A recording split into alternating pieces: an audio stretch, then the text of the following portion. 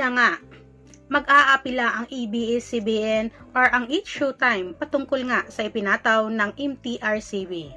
Dito nga ay talagang marami sa mga netizens or mga taga-suporta or mga taga-subaybay ng It's Showtime ang nalungkot sa balitang ito. Dahil talagang hindi na nga mapapanood ang It's Showtime ng 12 araw. At dito ay talagang nalungkot ang mga netizens or ang mga sulid It's Showtime.